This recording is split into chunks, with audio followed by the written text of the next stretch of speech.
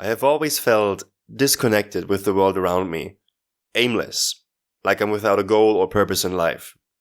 I had to go to school, so I went. I had to get a job, so I worked. I couldn't bear that job anymore, so I went to uni. I thought that maybe one day I'll figure it out, who I truly am and what I'm made for, but that grand revelation never came. I was just gradually finding things I didn't dislike. The people around me always seemed to have an idea of what they wanted out of life. Meanwhile, I didn't even have an idea as to where I was going. As I grew older, it became more and more obvious that most people hadn't figured it out, but that feeling within me remained. And as I grew older again, it turned out that a lot of people may not know how they're gonna get there, but they have found something they want. And still that feeling remained. My first console was a handheld. A metallic red Game Boy Advance SP. I still have no idea why my mom got me this as a gift, but I guess I should say thanks to her someday. I don't have that SP anymore. I got a different one, secondhand and in the most emo goth color of them all, black. What I also still have is my, also secondhand, and also black, PSP. Maybe the greatest console ever? To this day it is well loved by many people and its design even seems like it lives on through the Steam Deck and Nintendo Switch, though I guess it just makes a lot of sense for a handheld to put the buttons on the side of the screen. Anyways, there's another console I need to bring up, and that's the Wii. You know her, you love her, and she's truly a great part of many people's childhood. And there's one particular thing that the Wii and the PSP have in common. Monster Hunter.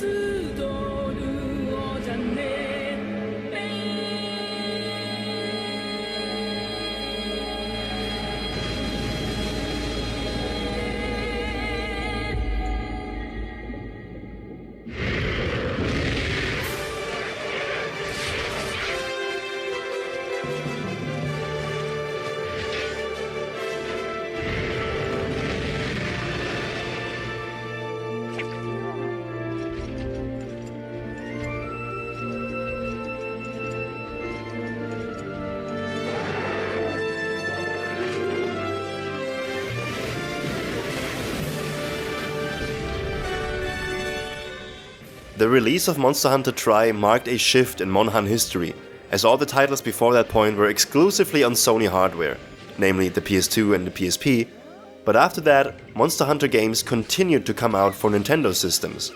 First the Wii and Wii U, and then the 3DS, until Monster Hunter World became the first Monhan game to release on multiple platforms. The initial hardware switch probably had to do with how notoriously difficult and expensive it was for developers to adjust to the PS3's framework and hardware, while the Wii was much more affordable and easy to use, or something like that. I'm pretty sure that Tri was my first Monster Hunter, and even though I couldn't make it past Peko for the longest time, I was fascinated by the game. Maybe it was being able to walk around a 3D world pretty freely, or maybe it was the complexity and depth of the monster's movements. But it sucked me in, and after a long road of failures, I even managed to squeeze out a win against the Lagiacrus, Tri's flagship monster and a personal favorite of mine.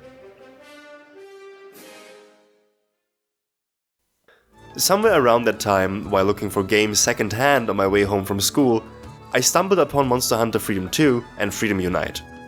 Both games from the generation preceding Tri on the PSP. Tri was a new beginning for the series, with many new monsters and completely new locales, which in turn meant that the games on the PSP were a totally different world, ready for me to explore. And without a second thought, I went in. And maybe I never left. Maybe I just kept on climbing around ancient forests and rocky cliff sides. Maybe I'm still wandering through fields of grass and poison swamps and desert sands. And maybe I was always staring out at the Moga Sea or surveying the mountain ranges surrounding Poke. There is something kind of stoic about how hunting as a way of life is portrayed in the older generations. Something that you don't get anymore with the new gen games, namely World, Rise and Wilds. Traveling through the map on foot, only being able to see certain parts of the locale you're in, being the only person in that area for miles, the map seems bigger than it actually is. Each map is made up out of multiple smaller interconnected areas with squiggly lines on your minimap showing you which connection leads to where.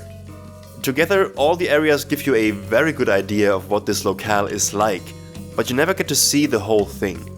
Instead, each area is like some sort of puzzle piece, each with their own shape as well as their own unique features and landmarks, making each of them distinct. And even the edges of each area, the borders and what lies beyond, are crafted with care to convey that you're seeing only a small part of the whole thing.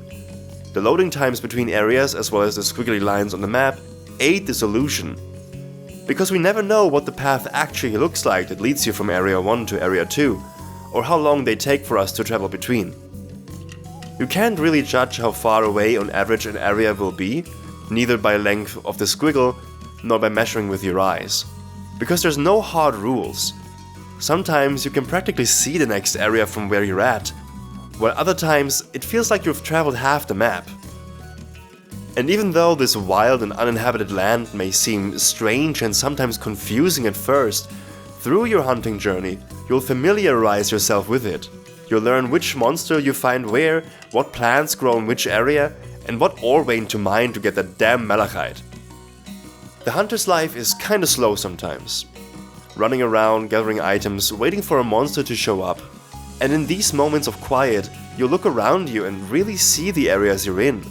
And this will happen again and again, and each time you might find something new, no matter how small, that will make you go, oh hey, and make the whole world feel a little bit more alive.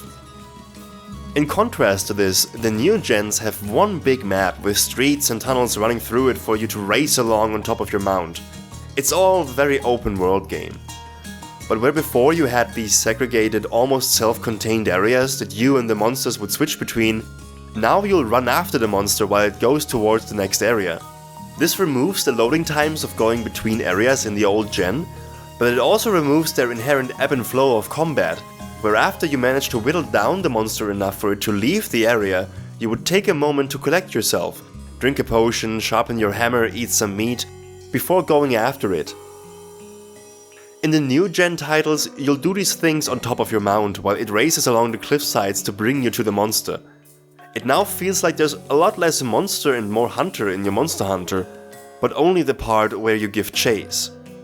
Constantly moving by virtue of either fighting the monster or chasing after it also means there's none of those moments anymore that ground you, that tell you to halt. And in a world that's already a lot more busy by default, this means there's no more room for any real stillness in the gameplay. Especially World and Wilds are operating at the fidelity levels of AAA games, and while everything now looks absolutely stunning, there's also a whole bunch more detail that can very quickly blur into noise. Of course, the developers aren't dumb.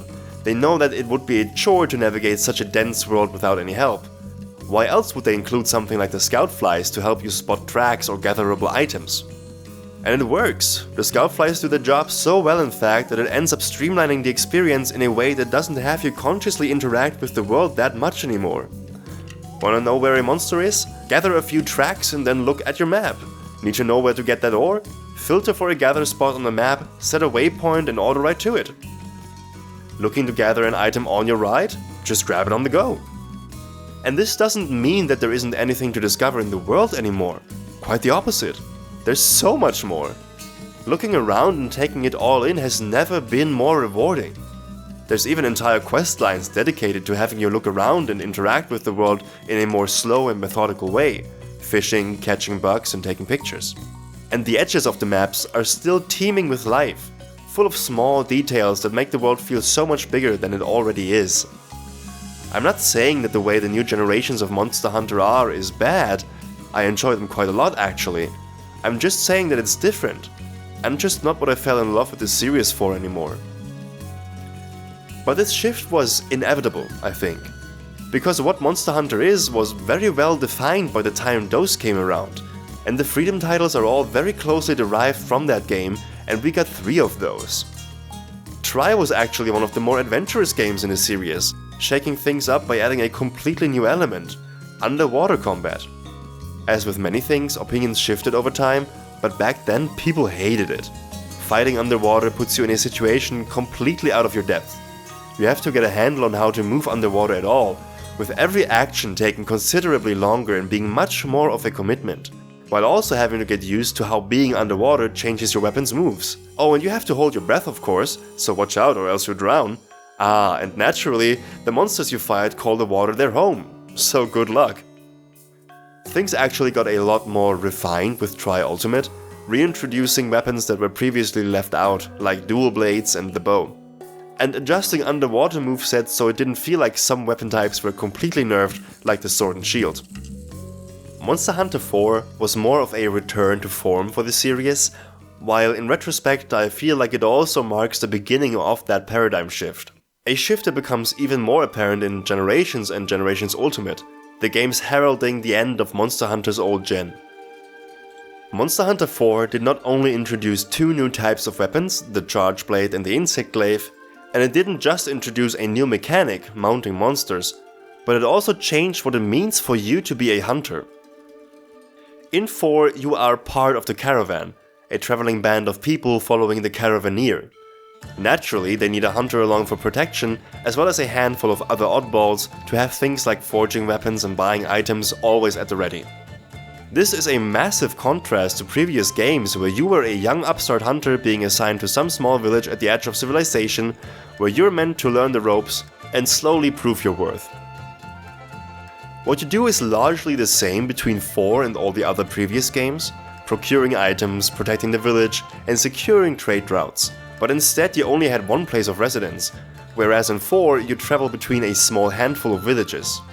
Cross and Double Cross felt even more distant from that with the way you travel between Burna and all the previous important villages, each acting as their own hub, while completing quests for each of them.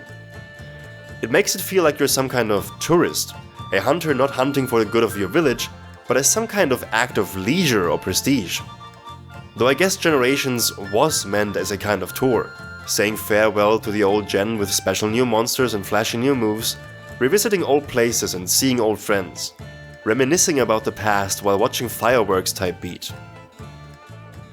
It makes sense that these games are the way that they are, because the devs at Capcom knew they had to innovate. They couldn't just keep making the same game over and over again. I mean, yes, technically they could, but it definitely felt like the well had run dry. Like they needed something new. The new generation of Monster Hunter games has this split to it, where World was very successful and Wilds is following that up, both focusing more on the MMO-like multiplayer aspects of the game, meaning bigger lobbies, daily/weekly bounties, and massive raid-style bosses or events. Rise, on the other hand, focuses more on the specific feeling of the older games and tries to bring that into the new gen. All 3 games, however, make you part of a bigger team, where in the old gen you only had you and your cat to rely on. Here you now have other people, either real players or NPCs, fighting by your side. And this also changes how it feels to team up in these games. In the old gens you'd almost exclusively see other hunters in the guild halls, and seeing what their choice of weapon and armor were gave you a glimpse into their lives, how far they've come along the journey, what else was out there, and their approach to the hunt. You may be playing the same game, but your experiences will inevitably vary, and that can very easily be the basis of a quick exchange about what monster to hunt next or what armor set to get. Coming together to join forces in the hunt has always been a core aspect of Monster Hunter since the very first game. And in most games the highest tier quests are only accessible through online play. In Monster Hunter 1, Dose and Tri, to even accept these quests you will have to travel to another place entirely.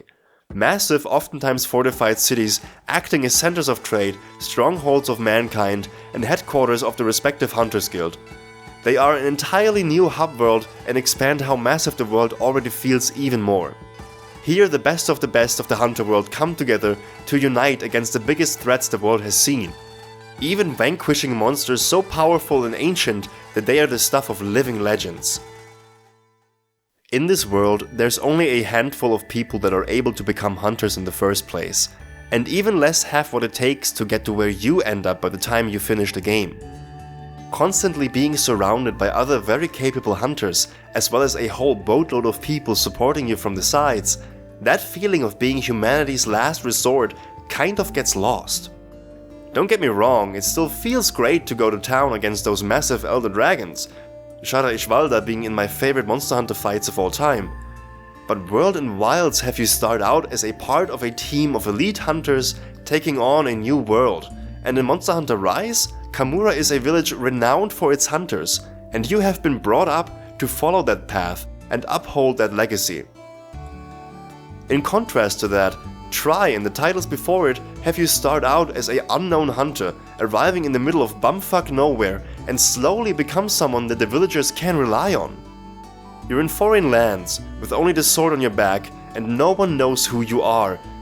And yet, they welcome you, and are willing to put their trust in you. They are willing to put all their expectations, all their hopes and fears onto your shoulders, because they know you will carry that weight. Because that's what being a hunter means. It's what a hunter does. And choosing to be one inherently gives purpose. Simply being who you are bestows you with meaning. But in Wilds, if I weren't there to hunt down the Arkweld, I'm sure Olivia would have managed. If in World the Nergigante needed to be stopped and I wasn't there, I'm sure the field team leader could make it happen anyways. And if in Rise the Magnamalo were to threaten Kamura, I'm sure Fugen and Utsushi would definitely find a way to stop it without me. And this doesn't even begin to take into consideration all the other capable characters in the Iceborne or Sunbreak DLC. But when the Tigrex closes in on Poke Village, there is no one else. When the Lagiacrus prowls the waters of Moga, there is only me. I am the only one who is able to defend this place. I am the only one who will keep these people that have welcomed me in from harm. I am the only one who can protect my new home.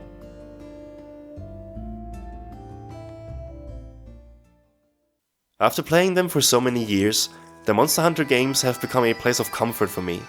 The villagers can feel as cozy as my own bed, and I know their hunting grounds like I know the back of my hand. I played Monster Hunter DOS for the first time recently, and starting that game hit all the same notes as Tri and Freedom Unite did. And it made it all kind of click for me. It made me realize what I had been missing while playing Wilds, and made me remember why I got so attached to these games in the first place. I love these small remote villages with their oftentimes eccentric people. I love helping them out by doing something only I can do, and I love that they so readily welcomed me in. I grew up in a very similar feeling place, a small village in the countryside where to get anywhere you'd need a car or at least a bike. I didn't like it there. I had no friends and no reason to go out besides going on a walk to the nearby woods. Video games were my biggest form of escape, sinking hours and hours into these things that offered me a place, somewhere to belong, and a purpose that I could fulfill. And Monster Hunter specifically offered up a version of reality where I chose this life out in the countryside, where there was something here for me, where I chose to be here. But I don't live there anymore. I moved away several years ago and made friends in many different places. I still haven't found a grand goal that I want to work towards, and I don't know if there is any purpose out there for me at all. But I want to keep going. I want to see more of what this world has to offer, and maybe I'll find a place for me. But until then, I'll keep hunting.